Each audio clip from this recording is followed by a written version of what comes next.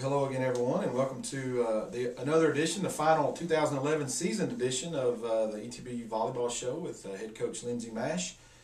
We are coming to you here from the campus, and a few days after the official end of the regular season, Coach.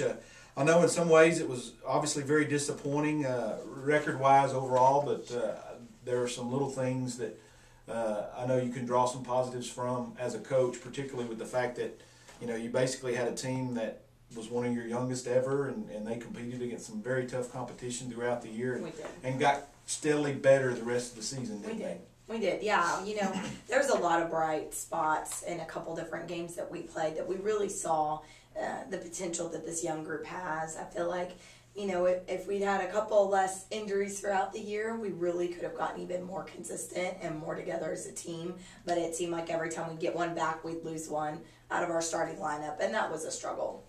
Yeah, just again, to try and put everything in perspective roster-wise, the Tigers went into this season with just one senior on the roster, Nicole Vanderlaan, who got hurt at the end of the season. Mm-hmm. And then I believe, a couple of juniors, maybe just one? Just one, that's right.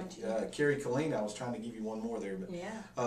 And so that was it as far as upperclassmen. And so you were playing NCAA Division III schedule against some very tough competition, both in the ASC and in the tournaments you played, non-conference, with a lot of freshmen and sophomores. We were. Mm-hmm. Yeah, and it took a little bit for just the freshmen to get acclimated to the speed of the game. And then, a few of them took a little bit longer to come into their own. But by the time we kind of got rolling, Melanie Moyer and then Kayla would start getting involved, and then she, obviously got injured a couple times. But it just took them a little bit to get going. But now that they've got some confidence and some experience, I'm so excited to see what we're going to do in the off season. Well, just looking here at the stats, and you can tell just from you had one player that played in every match officially. That was Melanie Moyer, the freshman. Right. Everyone else missed some time at some point during the year. So coupled with the fact that you were young and you had to deal with injuries almost on a weekly basis, it seems somebody, like you said, different went out. It's almost phenomenal that you actually finished with double-digit wins. I know. Yeah, it really was. It was a struggle, and the great thing about it is that, and that's what I kept telling the girls, is I'm very thankful that we have the depth that we had this year, because in past years we've maybe not had as good of people to be able to back up the ones that might have been who I had as starters. And so, we had a lot of players step up and played some very big roles for us this year. Well, we're looking here at the stats, the final stats officially, and of course your leader in terms of kills per game was Ashley Lindsay, a sophomore, finished averaged 2.5 kills a game, 188. But overall, your kill leader and just total kills on the season was Melanie Moyer with 234, and she is a freshman, and a lot of promise from that young lady, isn't it? Yes, there is a lot of promise from her. She had some great ball control for us all year long, defensively and passing, and then she really, if she can get consistent and going hard, she could dominate as an outside hitter at only being 5'6". She can jump very well, and I think she's only going to continue to get better. So we're excited to see. And very versatile as well. She had 390 digs on the season, which was team leader according to the numbers here. So yes, she led you in 2 different categories. Kind of a rare feat there. But she did. Carrie Colleen was next on the list in terms of overall kills with 211, but Carrie also missed a little bit of time there. I know she was battling some injuries. And you had another freshman, Caitlin Odom, who finished with 204 kills. So 2 of your top 3 kill leaders offensively were freshmen, right? Which we kind of talked before the show, but you have some building blocks here from this season. Even though the record was not something that I know you were looking forward to, but you do have something to build on going into the next season, right? We do. I feel like we're just a few players and just a little more experience shy of having a really great team. So if we can just stick together, really work as a team in the off season, and get some good recruits in next season, I feel like we're going to do some big things. Well, technically, ETBU, without some additions of some upper class transfers, you will be young again next year. Carrie, of course, will be the only senior. You will have some more juniors in that group, and then you'll have of course, these young freshmen being sophomores. So there's still a lot to look forward to in terms of ETBU volleyball. Even though I know you're disappointed in this, and we have to bring it up, but you did miss the conference tournament this year.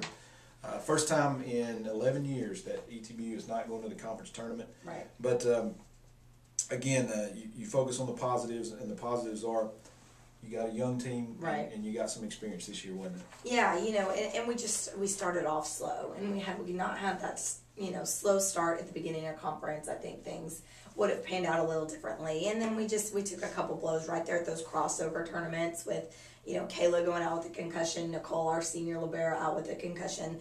Those are two key positions that we lost right in the middle of the heat of conference. So without some of those things happening, I think it would have turned out different. But we learned from it, and I think these girls have a taste in their mouth that they don't want to ever experience again. So I'm excited to see where that fuels us.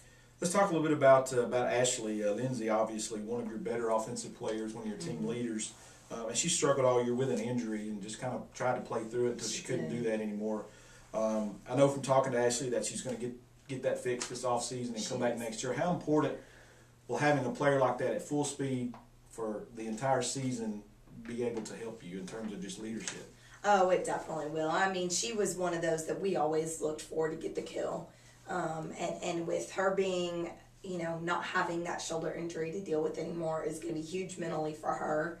But it's also going to, I think sometimes our setters were hesitant to give her the ball even because of times when she was hurting. So I think just to know that she's full force is going to be huge morale for our team. And I think it will help her as a leader as well.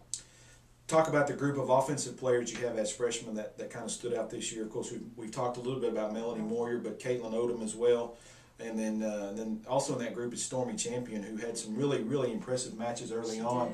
And then she got injured and missed the last month or so of the season. She did. But that's a pretty good trio you have in terms of offensive. And then right there with them, really, you can throw in there a girl like Tara Waite, a very versatile type player. So how did you see those freshmen grow in terms of their maturity and leadership qualities and things of that nature throughout the course of this season? Well, a few of them, they really just stood back and kind of was taking a backseat role at the beginning. And we really, really encouraged, like, Stormy and, Melanie started to kind of lead by her play. She's a little quieter than I would like. We're going to work on that. But Stormy and even Tara, they really started just demanding a little bit more because they were big players for us. And I think just getting comfortable with the team and out there on the floor, they felt like they could start doing it. And then they also just grew as players, learning when to make the shot, when to go up for the big kill, and just, that's just experience and learning as a freshman when's the right time to do, because it's a different ball game in college than it is high school.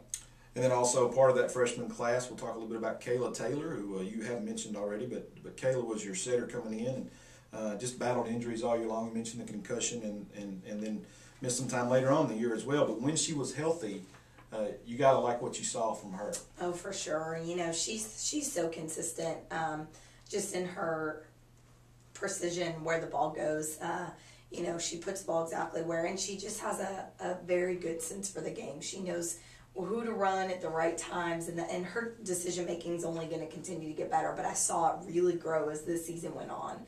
She knew when to go to get the kill, and she knew when to mix it up. So she's very athletic and has a great sense of the game. So can't let you get away, of course, without talking about your only senior who's gone now, Nicole, and what she meant to your program. I know she was one of those quiet little leaders at first, just from talking to her, but and it had to be disappointing for her to battle the injuries that she did this year. But just talk a little bit about as her coach for the last 4 years, what you've been most proud of with Nicole.